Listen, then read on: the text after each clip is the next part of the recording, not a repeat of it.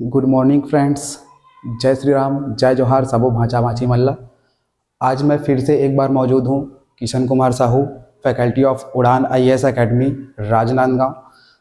आज जो है हम अपने वीडियो सेगमेंट को बढ़ाते हुए आज फिर से एक बार नगर पंचायत, नगर परिषद और नगर निगम को जो है एक कंपैरिजन व्यू में देखेंगे।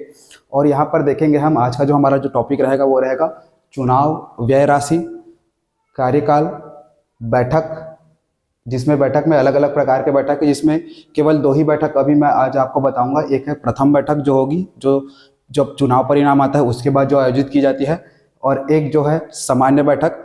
और इसके बाद मैं आपको जो अगले वीडियो का जो सेगमेंट रहेगा उसमें आपको मैं बताऊंगा विशेष बैठक के बारे में।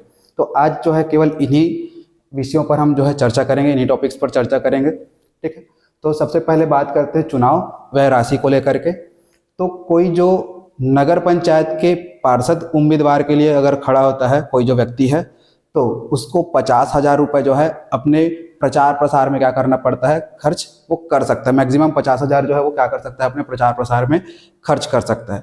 वहीं पर यदि हम बात करें नगर पालिका परिषद में, तो एक जो उम्मीदवार रहेगा पार्षद पद का, वो 1.5 लाख रुपए की राशि जो है वो खर्च कर सकता है, ठीक है। फिर वहीं अगर बात करें हम नगर निगम की, तो यदि किसी नगर निगम क्षेत्र में जनसंख्या जो है अगर वो 3 लाख तक अगर है, तब वहाँ पर जो उम्मीदवार रहेगा पार्षद पद का, वो 3 लाख रुपए की जो राशि है वो अपने प्रचार प्रसार के लिए व्यय कर सकता है। यदि लेकिन यहाँ पर जो है अगर वहाँ नगर निगम क्षेत्र में 3 लाख से अधिक जनसंख्या अगर निवास करती है, तो वो 5 लाख रुपए जो है कि उसकी जो राशि है वो व्यय कर सकता है प्रचार प्रसार में अपने। फिर वहीं पर बात करते हैं कार्यकाल की। तो कार्यकाल जो है तीनों जो रहेंगे संस्थाएं, नगर पंचायत, नगर परिषद और नगर निगम, यहाँ पर 5 वर्ष का इनका क्या रहता है, कार्यकाल रहता है।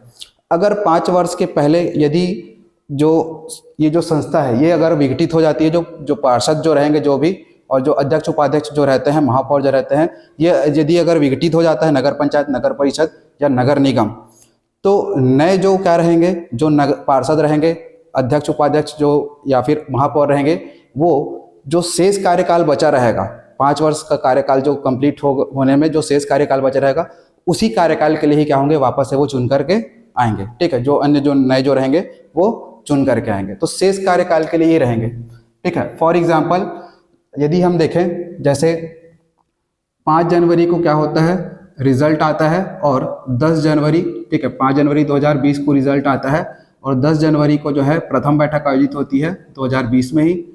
तो 10 जनवरी से लेकर के अगले 5 वर्ष तक, यानी कि 9 जनवरी 2025 तक जो है क्या रहेगा, किसी तीनों संस्थाओं का जो है क्या रहेगा, कार्यकाल रहता है, ठीक है। अगर इसी बीच में मान के चलिए 2 साल के बाद यदि क्या हो जाता है, किसी भी नगर निगम, नगर परिषद या नगर पंचायत का विघटन हो जाता है, ठीक है, कितने वर्ष के बाद, 2 वर्ष के बाद, ठीक, तो नए जो पार्षद या अध्यक्ष या उपाध्यक्ष और जो महापौर यदि चुन करके आते हैं, तो वो केवल बचे हुए कार्यकाल के लिए ही क्या होंगे, वहां पर वो अध्यक्ष, उपाध्यक्ष, महापौर और पार्षद के रूप में चुने जाएंगे, ठीक है। तो यहाँ पर जो है शेष कार्यकाल के लिए ही क्या होते हैं, वो चुने जाएंगे, ठीक है। शेष कार्यकाल याद रखिएगा, ये क्वेश्चन कई बार पूछा भी जाता है, ठीक है। तो ये हो गया कार्यकाल के बारे में, ठीक। और यदि अंतिम 6 महीना बचा है, ठीक है, और उसके पहले ही क्या हो जाता है, विघटन हो जाता है, तो यदि 6 महीने से कम समय का बचा है और उसके बाद यदि विघटन होता है, तब वहां पर नए चुनाव ही होंगे, उपचुनाव के रूप में वहां पर कोई भी कार्य नहीं किया जाएगा, ठीक है। उपचुनाव नहीं होगा, वहां पर सीधा नए चुनाव होंगे, और नए जो लोग आएंगे वो फिर से 5 वर्ष के कार्यकाल के लिए चुने जाएंगे, ठीक है। क्लियर है यहाँ तक। फिर बात करते हैं बैठक की। बैठक में आते हैं तो सबसे पहले देखेंगे अपन प्रथम बैठक के बारे में। तो प्रथम बैठक जो है ये कब आयोजित किया जाता है, तो तीनों संस्थाओं में जब भी चुनाव परिणाम आता है उसके 30 दिन के भीतर ही क्या कर लिया जाता है, प्रथम बैठक का आयोजन कर लिया जाता है, ठीक है। तो किनके द्वारा किया जाता है, तो यदि नगर पंचायत की बैठक की बात करें, प्रथम बैठक की, तो यहाँ पर नगर पंचायत का जो चीफ म्यूनिसिपल ऑफिसर ये जो होंगे उनके द्वारा आयोजित किया जाएगा। नगर परिषद में नगर परिषद के जो सीएमओ रहेंगे जिनको बुलाया जाएगा चीफ म्यूनिसिपल ऑफिसर, ठीक है। और यदि बात करें नगर निगम की, तो यहाँ पर नगर निगम का जो आयुक्त होता है, कमिश्नर, उनके द्वारा जो है प्रथम बैठक का आयोजन 30 दिन के भीतर किया जाता है।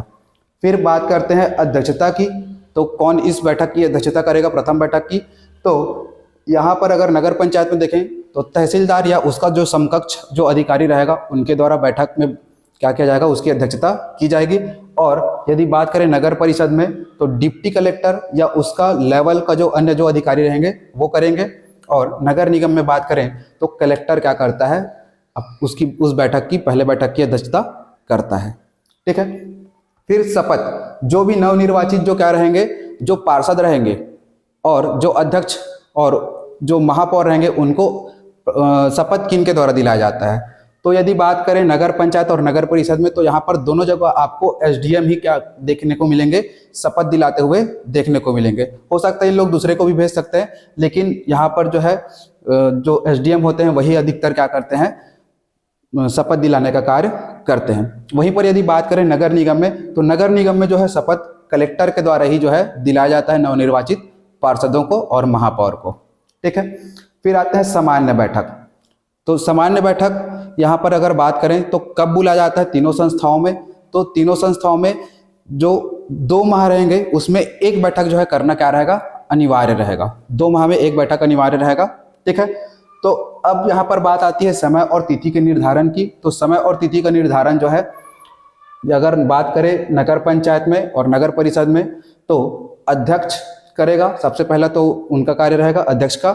यदि वो अनुपस्थित है या फिर किसी कारण से वो अगर नहीं बुला पा रहे हैं बैठक तो उसके अनुपस्थिति में या उनके अक्षमता के में जो है उपाध्यक्ष क्या करेंगे, यहाँ पर बैठक का तिथि और समय निर्धारित करेंगे।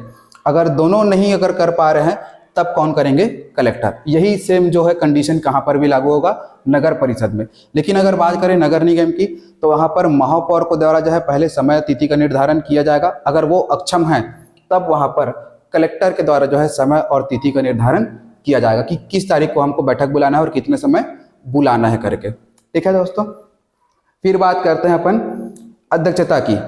इस सामान्य बैठक की अध्यक्षता जो है कौन करेगा उसको लेकर के हम बात करेंगे। तो नगर पंचायत और नगर परिषद में यही पर सेम रहेगा कि यहाँ पर जो अध्यक्ष होगा वो पहले उस बैठक की अध्यक्षता करेगा। अगर वो किसी कारणवश नहीं आ पाया है तो उपाध्यक्ष करेंगे। और यदि ये दोनों अगर अनुपस्थित हैं तब पार्षद जो है अपने बीच में से ही क्या करेंगे, किसी एक पार्षद को उस सामान्य बैठक के लिए क्या बना लेंगे, अपना अध्यक्ष बना लेंगे। ठीक है। यही कंडीशन कहाँ रहेगा, नगर परिषद में भी रहेगा। और फिर यदि बात करें नगर निगम में तो यदि महापौर जो है अगर वहाँ पर अनुपस्थित हैं तो यहाँ पर क्या होगा, जो पार्षद रहेंगे वो अपने बीच में से किसी एक को क्या कर लेंगे, उस बैठक के लिए सामान्य बैठक के लिए क्या कर लेंगे, अध्यक्ष बना लेंगे उनको। क्लियर है यहाँ तक। फिर बात करते हैं गणपूर्ति की। कोरम बोला जाता है जिसे, ठीक है, इसको कोरम भी बोलते हैं। तो वो मिनिमम नंबर जिसके बिना बैठक स्टार्ट नहीं हो सकती।